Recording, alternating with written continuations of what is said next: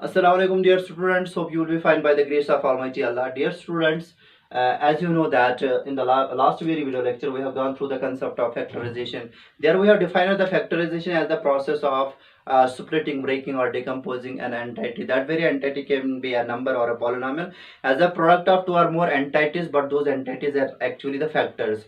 However, when we operate those factors multiplicatively with each other, we are getting back the original entity or the number or polynomial back. Okay. ये था कि how we define the factorisation. Factorisation का मतलब क्या होता है, किसी number की फैक्टराइजेशन का या किसी पॉलिनोमियल की फैक्टराइजेशन का आपका मतलब क्या है। यानी कि पिछले वाले वीडियो लेक्चर में हमने ये सीखा है कि प्राइम फैक्टर फॉर्म में कैसे किसी भी नंबर को लिखा जाता है और कैसे किसी भी पॉलिनोमियल को उसकी प्राइम फैक्टर फॉर्म, जिसको इरेड्यूसिबल फॉर्म असल में बोलते हैं, कैसे लिखा जाता है। ठीक, अब सवाल है कि सर कौन कौन से वो तरीके हैं जिनसे हम किसी भी नंबर को या जनरल में किसी भी पॉलिनोमियल को फैक्टराइज कर सकते हैं या उनकी प्राइम फैक्टर फॉर्म या इरेड्यूसिबल फॉर्म में लिख सकते हैं। हाँ, हमारे पास में तीन तरीके बेटा। कितने तरीके हैं? There are 3 ways of factorising a polynomial और एनी अलजेब्रिक एक्सप्रेशन और अ नंबर। ठीक है, उन तीन तरीकों में से पहला वाला तरीका है मेथड ऑफ कॉमन फैक्टर्स, और उसके बाद में है मेथड ऑफ रिग्रुपिंग, और उसके बाद में by using the identities, factorisation by using the identity. ये तीन तरीके आप इस वाले चैप्टर में सीखोगे, कैसे इन तीन तरीकों से हम किसी भी पॉलिनोमियल को फैक्टराइज कर सकते हैं। इससे पहले कि हम ये फैक्टराइजेशन का के तरीके सीखेंगे, ठीक है, मैं आपको एक नोट यहाँ पे लिखाना चाहूंगा। नोट आप खुद लिखोगे, मैं खाली मेंशन करूंगा। नोट क्या है बेटा, आप ऐसे लिखिएगा, whenever any algebraic expression is expressed as a product of two or more expressions, then each of these expressions are the factors of the given algebraic expression.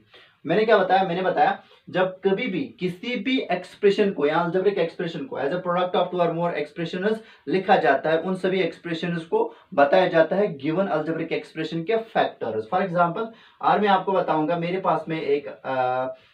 पास में दो अलजेब्रिक एक्सप्रेशन का मैं यहाँ पे प्रोडक्ट लिखूंगा, 2x into x plus y. ठीक है, ये हमारे पास में क्या है? It is actually the product of two algebraic expression, that is 2x and x plus Y.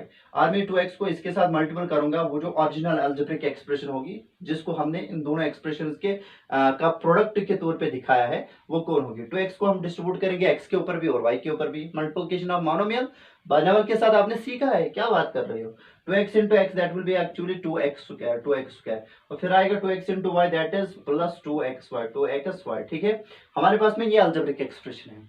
अब इस अलजेब्रिक एक्सप्रेशन को हमने लिखा है as a product of two expressions, that is 2x and x plus y. ठीक है, इन दोनों expressions को बोला जाता है इस ओरिजिनल अलजेब्रिक एक्सप्रेशन के फैक्टर्स, यानी कि 2x लगता है रिश्ते में 2x स्क्वायर प्लस 2xy का फैक्टर, और x प्लस वाई भी इस ओरिजिनल अलजेब्रिक एक्सप्रेशन का लगता है फैक्टर। इनफैक्ट ये जो बेटा है ना, ये अलजेब्रिक एक्सप्रेशन, इसको हमने ऐसे लिखा 2x into x plus Y. असल में इसको इसकी इरेड्यूसिबल फॉर्म बोला जाता है। क्या बोला जाता है? इसकी इरेड्यूसिबल फॉर्म या प्राइम फैक्टर फॉर्म, जो आपने बताया था ना, हमने आपको बताया था नंबर में, वैसे 2x into x plus y is called the irreducible form of 2x square plus 2xy। ठीक है, ये हो गया कि नोट में क्या आपको लिखना था। जब कभी भी किसी भी अलजेब्रिक एक्सप्रेशन को as a product of two और मोर एक्सप्रेशंस लिखा जाएगा, चाहे वो 2 हो, चाहे 3 हो, चाहे 15 हो, चाहे इन्फिनाइट हो, वो सभी एक्सप्रेशंस ओरिजिनल अलजेब्रिक एक्सप्रेशन के लगते हैं फैक्टर्स, और ये इसकी इरेड्यूसिबल फॉर्म है। ठीक है, अच्छा, तरीका, ये दोनों तरीके इनफैक्ट हम एक्सरसाइज के क्वेश्चन सॉल्व करने के दौरान ही सीखेंगे। दोनों तरीके, मेथड ऑफ कॉमन फैक्टर्स भी और मेथड ऑफ रिग्रुपिंग भी। लेकिन थोड़ा सा आपको मैं बताऊंगा what do mean by the common factors. ठीक है, देखिए बेटा, हमारे पास में जो अलजेब्रिक एक्सप्रेशन है, इसमें दो टर्म्स है। एक टर्म जो हमारे पास में है वो है 2x स्क्वायर को अगर हम in it is irreducible form लिखेंगे तो वो क्या आएगा? 2 इंटू एक्स आएगा कि नहीं आएगा? सर बिल्कुल आएगा। फिर उसके बाद में जो इसकी दूसरी टर्म है 2xy, और हम 2xy इस पॉलिनोमियल को या इस टर्म को या इस मोनोमियल को क्या करेंगे?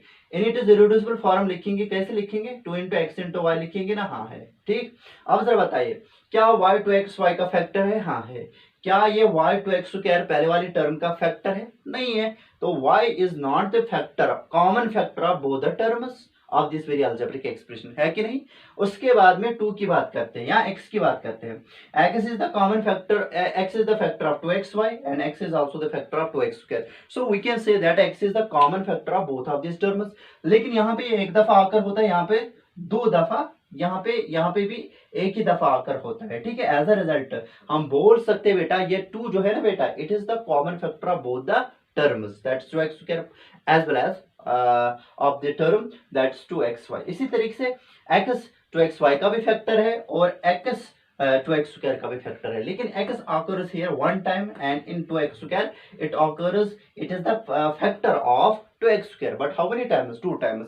लेकिन हमने इसको कॉमन दफा लिखना और हम कॉमन लेना चाहते हैं तो यहाँ पे तो एक ही दफा प्रेजेंट है। एज ए रिजल्ट जब कॉमन की बात करेंगे तो हमें x को एक ही दफा लेना पड़ेगा। देखिए बेटा, अगर कुल मिला के देखा जाएगा 2x स्क्वायर और 2xy में कौन सा फैक्टर कॉमन है, वो इनका HCF होगा।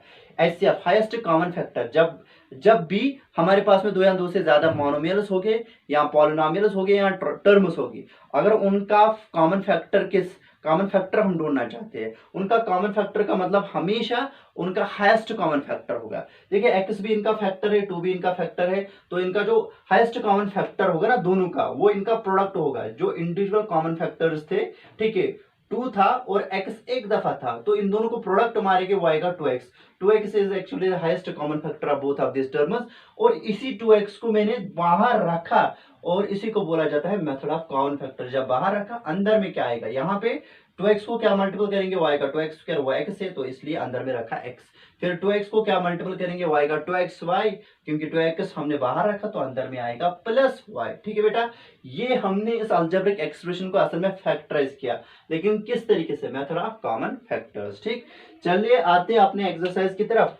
एक्सरसाइज 13.1 का क्वेश्चन नंबर फर्स्ट देखते हैं क्या है। ठीक है, यहाँ पे क्वेश्चन में क्या बताया गया, find the common factors of the given terms. कुछ टर्म्स हमें दी गई है, टर्म्स का मतलब हमारे पास में मोनोमियल्स है, 2 मोनोमियल्स दिए गए हैं, हमें उनके 2 नहीं, कुछ में 3 भी है। ठीक, हमें कुछ मोनोमियल्स दिए गए हैं, कुछ टर्म्स दी गई है, हमें उनका कॉमन फैक्टर ढूंढना है। कॉमन फैक्टर से हमारा मतलब हाईएस्ट कॉमन फैक्टर, जितने भी कॉमन फैक्टर्स हो गए उनका प्रोडक्ट मारेंगे, वो जो रिजल्टेंट एक्सप्रेशन हमारे पास में आएगी प्रोडक्ट के तौर पे, उसी को बोला जाएगा इन दोनों टर्म्स या पॉलिनोमियल्स का फैक्टर। ठीक है, चलिए करते हैं क्वेश्चन नंबर फर्स्ट का पहला वाला part. Here the given monomials are, here the given monomials are,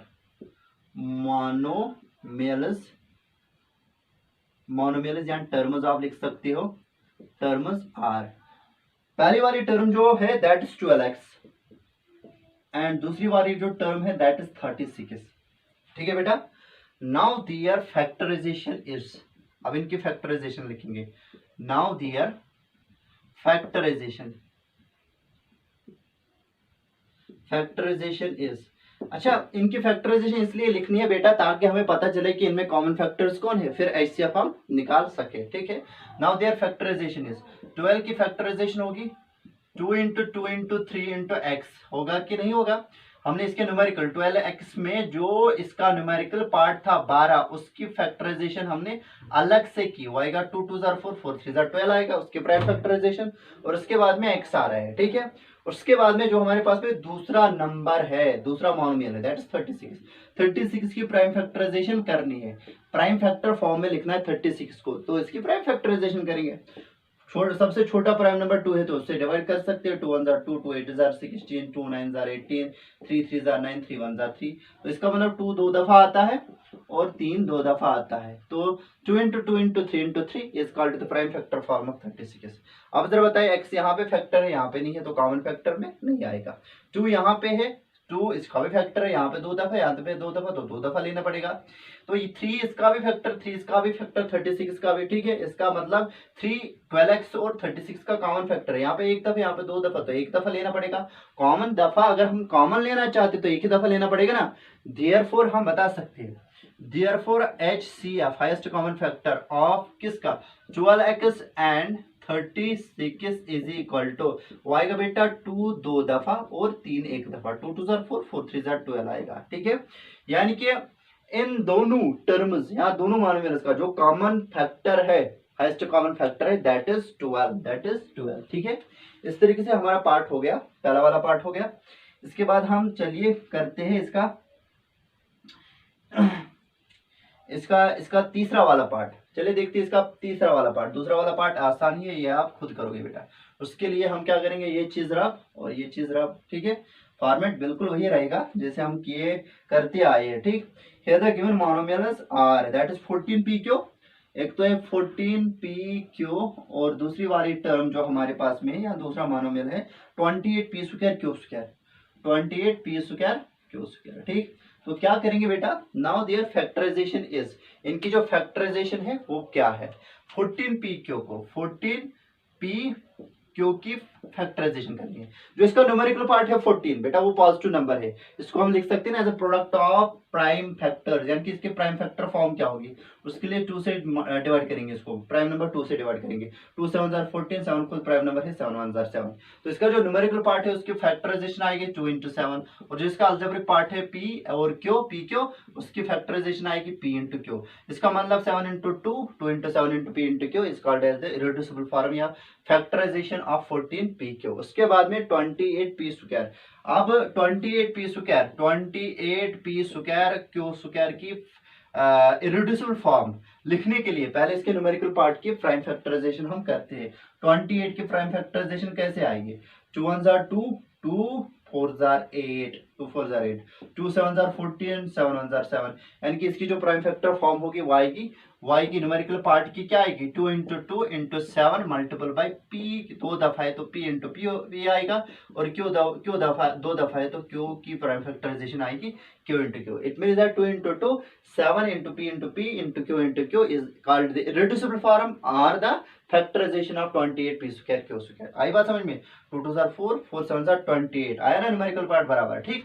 अब क्या करना है, देयरफॉर HCF ऑफ किसका, एक तो 14pq का and 28p square Q square की क्या है बेटा, इनका हाईएस्ट कॉमन फैक्टर क्या है। फिर देखना पड़ेगा, 2 यहाँ पे फैक्टर है बेटा 14pq का, 2 इसका भी फैक्टर है that is 12, 28p square Q square का भी। लेकिन यहाँ पे एक दफा यहाँ पे दो दफा, तो कॉमन अगर लेना चाहेंगे, कॉमन तो एक ही दफा है ना, तो a2 को मल्टीपल करना चाहेंगे हम। फिर उसके बाद में दूसरा प्राइम फैक्टर की बात करेंगे दैट इज 7 यहाँ पे एक दफा, यहाँ पे कितने दफा, एक दफा, तो कॉमन फैक्टर्स में से आता है तो 2 into 7 लिखेंगे। फिर उसके बाद में p यहाँ पे एक दफा, यहाँ पे दो दफा है तो एक दफा लिखने को बनता है हमारा, ठीक है। उसके बाद q भी अगर हम देखेंगे, q is occurs in the irreducible form of 14pq as well as q occurs in the irreducible form of 28p square q square। Therefore we can say that q is the common factor of both the monomials, but in the first monomial it occurs once, in second monomial it occurs twice, but we have to write down it only once, okay। तो हमारे पास में जो इनका HCF है दोनों terms का, वो 2 7 jar 14 और p into q मतलब pq है। This 14pq is actually the highest common factor of both the monomials, ठीक। तो बाकी जो टर्म्स है बेटा, बाकी जो पार्ट्स है उनकी फैक्टराइजेशन बहुत आसान है, ठीक है। हम इसका अब करना चाहेंगे, चलिए part VII, part number 7th हम आपको यहाँ पे दिखाएंगे। अब पार्ट नंबर 7th में प्रोसीजर बिल्कुल ऐसे ही हर एक क्वेश्चन के लिए रहेगा, आप खुद करना बेटा, ट्राई मारना। हमारे पास में पार्ट नंबर 7 है 10pq, उसके बाद में दूसरा जो मोनोमियल है मोनोमियल 10pq, उसके बाद में है 20qr, और उसके बाद में जो हमारे पास में एक और मोनोमियल है दैट इज 30r और p, 30rp, ठीक। उसके बाद में हमें क्या करना पड़ेगा, नाउ देयर फैक्टराइजेशन इज, इनकी फैक्टराइजेशन लिखनी पड़ेगी। पहला वाला नंबर कौन है, पहला वाला मोनोमियल है 10pq की फैक्टराइजेशन क्या आएगी, 2 into 5 आएगी इसके न्यूमेरिकल पार्ट की, और फिर आएगा p into q, आएगा कि नहीं आएगा। फिर उसके बाद में 20qr की प्राइम फैक्टराइजेशन क्या आएगी, देखिए बेटा 10 to the 20 आएगा, ये आएगा 2 into 2 into 2 इंटू 2 इंटू 5, 2 2 4, 4 5 20 आया ना। न्यूमेरिकल पार्ट जो 20 है इस दूसरे मोनोमियल का, उसकी जो प्राइम फैक्टर फॉर्म आएगी वो आएगी 2 इंटू 2 इंटू 5, और आएगा उसके अलजेब्रिक पार्ट की प्राइम फैक्टराइजेशन वो आएगी q इंटू आर। उसके बाद में क्या आएगा, उसके बाद में लास्ट वाला monomial that is 13 rp, 30 rp, तो not 13, it is 30 rp। Okay, इसकी जो फैक्टराइजेशन आएगी बेटा, 30 की प्राइम फैक्टराइजेशन हम करेंगे, 2 से पहले करेंगे 2 15 30, 3 5 15, 5 1 5 आएगा कि नहीं आएगा, बिल्कुल। यानी कि 30 की prime factorisation 2 into 3 6, that is 6 5 30। Okay, तो इसकी जो न्यूमेरिकल पार्ट की प्राइम फैक्टराइजेशन आएगी वो आएगी 2 इंटू 3 इंटू 5, 2 इंटू 3 इंटू 5, और जो इसका अलजेब्रिक पार्ट है वो आएगा q into that is r into P, sorry that is r into P, ठीक है। देयरफॉर हम लिख सकते हैं HCF ऑफ किस का 10 PQ का, 10 PQ comma 20 QR and 30 RP is equal to क्या आएगा। फिर यहाँ पे 2 को देखना पड़ेगा, 2 यहाँ पे है फैक्टर में आता है, 10p के फैक्टर में आता है, 2 भी 20 QR के फैक्टर में आता है, और 2 यहाँ पे 30 RP के फैक्टर में आता है। तो एज अ रिजल्ट 2 एक दफा लिखना पड़ेगा, ठीक है। यहाँ पे 2 दफा, यहाँ पे एक दफे, तो एक ही दफा लेना पड़ेगा। 5 यहाँ पे, 5 यहाँ पे, 5 यहाँ पे भी है, तो 5 भी यहाँ पे आएगा। उसके बाद में 3 यहाँ पे, 3 यहाँ पे नहीं है, तो कॉमन कहाँ से आएगा बेटा, p यहाँ पे, लेकिन इसमें नहीं है, दूसरे वाले मिडल वाले पॉलिनोमियल में, मोनोमियल में, इसलिए ये इनके प्राइम कॉमन फैक्टर्स में गिना नहीं जाएगा। क्यों, पहले वाले मोनोमियल में और दूसरे वाले मोनोमियल में है, लेकिन तीसरे वाले मोनोमियल में नहीं है। इसका मतलब पहले वाले 2 मोनोमियल में ये बेटा कॉमन फैक्टर है, लेकिन तीसरे में नहीं है, इसलिए तीनों को अगर हम कंसिडर करेंगे एक दफा ही, तो इनका एक कॉमन फैक्टर नहीं है, ना p है, ना q है, ना r है, because these variables that's p, q and r, these laterals occurs only twice in two polynomials। Okay, तो यहाँ पे हमने क्या लिखेंगे, 2 5 10, तो इनका जो हाईएस्ट कॉमन फैक्टर है बेटा जी दैट इज 10। वो क्या है बेटा, दैट इज 10, ठीक। तो इस तरीके से हमारा ये क्वेश्चन नंबर फर्स्ट 13.1 एक्सरसाइज का हो गया कंप्लीट, और हम आगे कंटिन्यू करेंगे। हो सकता है कि वीडियो ज्यादा बड़ा बन जाए, तो उसमें फिर हमने पापड़ बेलने पड़ते हैं। तो do comments on my video कि आपको समझ में आया है कि नहीं आया। थैंक यू बेटा, थैंक यू।